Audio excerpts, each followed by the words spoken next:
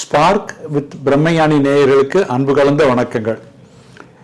நம்ம ஊரில் வந்து மெயினாக ஒரு முக்கியமான ஒரு வியாதி ஒன்று இருக்குது, அனீமியான்னு சொல்லிட்டு, இரத்த சோகை. அதை நம்ம யாருமே அதை பற்றி கவலைப்படுறதில்ல. அவங்களுக்கே தெரியும், பேஷண்ட்ஸுக்கோ இல்லை இவங்களுக்கே வந்து நம்மளுக்கு சோகை இருக்குது, ரத்த சோகை இருக்குது, நம்மளுக்கு ரத்தம் கம்மியாக இருக்குது அப்படின்னு சொல்லிட்டு. ஆனால் அதை பற்றி கவலைப்பட மாட்டாங்க. உடனடியாக எதுவுமே பண்ணிடாது. ஆனால் கொஞ்சம் கொஞ்சமாக நம்மளை வீக்கன் பண்ணிடும். இப்போ 14 கிராம் ஹீமோகுளோபின் இருக்கணும்னு வச்சுக்கோங்களேன். அது 8, 7, 6 இல்லை 9 இருந்ததுன்னா அதுக்கு ஏற்ற அளவுக்கு நம்ம வந்து 16 கிராம் இருந்தால் எந்த அளவுக்கு அது ஒர்க் பண்ணுமோ அந்த அளவுக்கு டபுள் மடங்கு ஹார்ட் ஒர்க் பண்ணணும். ஹார்ட் ஒர்க் பண்ணும் சைலண்டாக வந்து 72 வாட்டி அடிக்கிறதுக்கு பதிலாக 82, 92, 102 அந்த மாதிரி அடிக்கும். ஸோ ஒரு நிமிஷத்துக்கு ஒரு 30 பீட் கூட போச்சுன்னு வச்சுக்கோங்களேன்.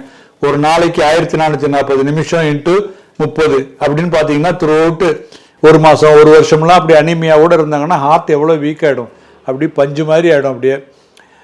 ஸோ அதுக்கப்புறமாக நம்ம போய் அயன் ரொம்ப கம்மியாக இருந்ததுன்னா இதில் வெயினில் நரம்புன்னு சொல்லுவோம், ஆனால் வெயினை அதில் போட்டுட்டு மாத்திரை மருந்தெல்லாம் கொடுத்துட்டு இதை சாப்பிடுங்க, பேரிச்சம்பழம் சாப்பிடுங்க, வேர்க்கடலை உருண்டை, வேர்க்கடலை பர்ஃபி, புரோட்டீன் சாப்பிடுங்க, முருங்கைக்கீரை, முருங்கைக்காய் சாப்பிடுங்கலாம் சொல்லுவோம். அதெல்லாம் வந்து சாப்பிட்டோம்னாலும் கொஞ்சம் கொஞ்சமாக பிக்கப் ஆகும். பட் நம்ம பிள்ளைங்க இப்போ வர இந்த காய்கறியெல்லாம் தொடரதே கிடையாது. ஸோ நிறைய பொம்பளை பிள்ளைங்க நம்ம பார்க்குறோம். காலேஜுக்கு போகிற பிள்ளைங்களா இருந்தாலும் சரி, ஐடியில் ஒர்க் பண்ணுற பிள்ளைங்களா இருந்தாலும் சரி, ஸ்கூலுக்கு போகிற பிள்ளைங்களா இருந்தாலும் சரி, பாதி பிள்ளைங்க அனிமியா. பட் அரசாங்கம் வந்து நம்மளுக்கு அயன் மாத்திரைலாம் ஸ்கூல்லேயே கொண்டு போய் கொடுக்குது. அப்படி கொடுத்தாலும் பிள்ளைங்களுக்கு வந்து பிக்கப் ஆக மாட்டேங்குது. ஏன்னா அதுங்க வந்து சரியாக சாப்பிட்றது கிடையாது, போஷாக்கான உணவாக சாப்பிட்றது கிடையாது. அது ஒன்று. ரெண்டாவது, நம்ம அயன் சாப்பிடாமல் இருக்கிறதுனால ஒரு அனீமியா வரும், ரத்த சோகை வரும். இதெல்லாம் சாப்பிட்டா கூட சில பேருக்கு ரத்த சோகை வரும். அது என்னென்னா அயன் வந்து லாஸ் ஆகும், ரத்தம் வந்து லாஸ் ஆகும்.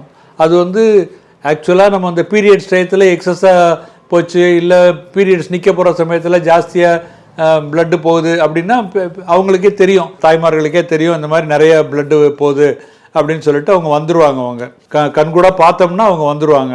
அப்படி இல்லாமல் கண்ணுக்கு தெரியாமல் வேஸ்ட் ஆகிற ரத்தமும் நிறைய இருக்குது. அதில் ஒன்று வந்து இது வயிற்றுப்பூச்சிகள். அது இருந்ததுன்னா அது பாட ரத்தத்தை குடிச்சிட்ருக்கோம், சாப்பிட்டுட்ருப்போம். ஸோ இந்த பூச்சிக்கான மருந்து வந்து உட்கொண்டோம்னா அது சரியாக போயிடும். சில பேருக்கு வந்து பைல்ஸில் வந்து என்ன ஆகும்னா, ஒரு நாளைக்கு காலையில் மோஷன் போகும்போது ஒரு 2 சொட்டு, மத்தியானம் 2 சொட்டு, நைட்டு 2 சொட்டு, அந்த மாதிரி அப்பப்போ சொட்டாக போயிட்டே இருக்கும். அவங்களுக்கு அது பெரிய பிரச்சனையாகவே தெரியாது, வலியே இருக்காது. ஆனால் பிளட்டு போகுது, பரவாயில்லைங்க என்னால் சமாளிக்க முடியும்னு நினச்சிட்டு இருப்பாங்க. ஒவ்வொரு நாளும் அந்த மாதிரி சொட்டாக ரத்தம் வேஸ்ட் ஆகிட்டே இருந்துச்சுன்னா ஒரு மாதத்துக்கு எவ்வளோ சொட்டு ரத்தம் வேஸ்ட் ஆகும், அது எவ்வளோ பெரிய வேஸ்ட்டு. நம்ம அதை உடனடியாக கவனிக்கணும். அதே மாதிரியே சில பேருக்கு என்ன ஆகும்னா, இந்த பல் விளக்கும் போது வந்து பிளட்டு கம்ஸில் வந்து ஈரில் வந்து பிளட் வரும். ஸோ அதையும் அவங்க வந்து சும்மா ஈரில் ரத்தம் வருங்க அப்புறம் சரியாக போயிடும் அப்படிம்பாங்க. அதையும் கவனிக்கணும். ஏன்னா அது இன்ஃபெக்ஷனால் இருக்கலாம், இல்லை சத்து குறைவுனால இருக்கலாம். அது பல் டாக்டர்கிட்ட போகணும், போய் அது என்ன குறைபாடுன்னு அதையும் பார்த்துக்கிட்டு இந்த ரத்தத்தையும் இந்த ரத்தம் வேஸ்ட் ஆகிறதையும் நம்ம சரி பண்ணணும். ஒன்று, ஒழுங்காக அயன் உண்டானது, அயன், புரோட்டீன், விட்டமின் B12 உண்டான சத்தான உணவுகளையும் சாப்பிடணும். அதே சமயத்தில் எங்கே லீக் ஆகுதோ அந்த ஓட்டப்பானையில் தண்ணி ஊற்றுற மாதிரி நம்ம அதெல்லாம் அடைக்காமல் நம்ம பாட்டு சாப்பிட்டுக்கிட்டே இருந்தோம்னு வச்சுக்கோங்களேன், பிரயோஜனமே கிடையாது. ஸோ அது என்னென்னு கண்டுபிடிச்சி அது எங்கேயாவது ஓட்டம் இருந்ததுன்னா அந்த லீக்கையும் அடைச்சோம்னா தான் அது சரியாக வரும். ஸோ அப்படி சரி பண்ணிட்டோன்னு வச்சுக்கோங்களேன், உடனடியாக நம்மளுக்கு எஃபெக்ட் தெரியாது. பட் நாளடைவில் நம்மளுக்கு வந்து இழந்த ஆரோக்கியத்தை மீண்டும் பெற்று விடுவோம். நன்றி, வணக்கம்.